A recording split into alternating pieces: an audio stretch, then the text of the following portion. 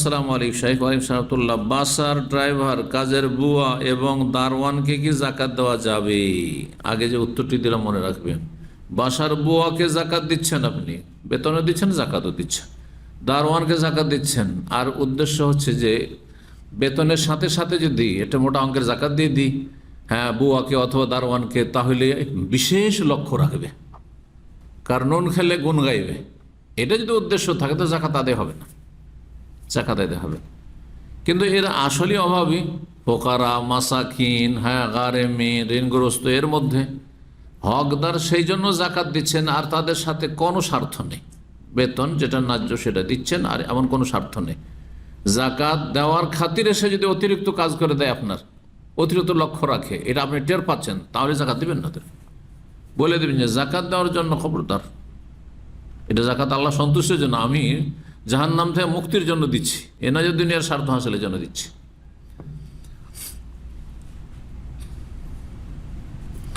Driver মাসিক বেতন পায় 17,000 টাকা, বুয়া মাসিক বেতন পায় 2,000 টাকা।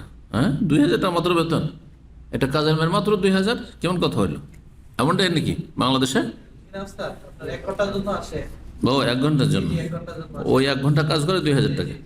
দারোয়ান বেতন বলছেন যে ড্রাইভার মাসিক বেতন পায় 17,000, বুয়া বেতন পায় 2,000, দারোয়ান বেতন পায় 12,000 টাকা। হ্যাঁ, ঠিক আছে। দারোয়ান এবং ড্রাইভারের তথ্য মতে তাদের বেতন অনুযায়ী খরচ বেশি হয়। খরচ বেশি হয় কিসে? খরচ বেশি হয় যদি বলে বিলাসিতে খরচ বেশি হয়, কামালিয়াতে, তাহলে জাকাত দেওয়া জায়েজ না।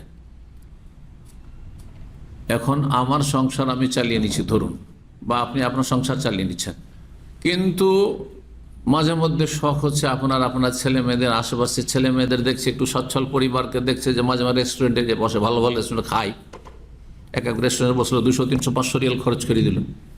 এইটা যে আমরা করতে পারছি না, এটা অভাব একটা আপনি অনুভব করছেন। আর আপনি, হ্যাঁ, সেজন্য মনে করছেন আমার জন্য জাকাত নেওয়া জায়েজ।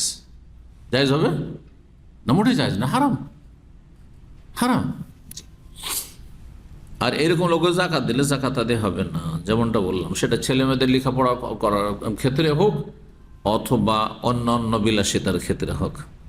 জাকাত দেওয়া জরুরি, প্রয়োজনে অভাব থাকলে, যেগুলো মানুষের জন্য অত্যন্ত জরুরি, তাহলে তখন জাকাত দিতে পারবেন। তখন তাকে ফকির বলেন, মিসকিন বলেন, অথবা ঋণগ্রস্ত বলেন, এগুলোর মধ্যে পড়লে জাকাত দেবেন। আর যদি আপনার ভাই নিউ মুসলিম হয়, ধরেন কেউ একজন অমুসলিম ছিল, মুসলিম হয়েছে, আর সে পুরাতন হয়ে গেছে মুসলিম হয়ে, ইসলাম কবুল করে, আর তার ভাইটা সদ্য ইসলাম গ্রহণ করেছে, এখন ইমানটা দুর্বল হয়ে আছে, তার ওকে একটু আকৃষ্ট করার জন্য দেয়, তাহলে যাই যাচ্ছে। All মুআল্লাফাতু কুলুবুহুম, all মুআল্লাফাতু কুলুবুহুম। জি,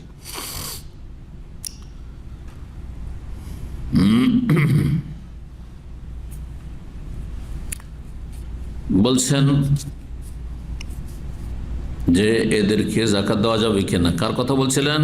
ড্রাইভার, বুয়া আর দারোয়ান।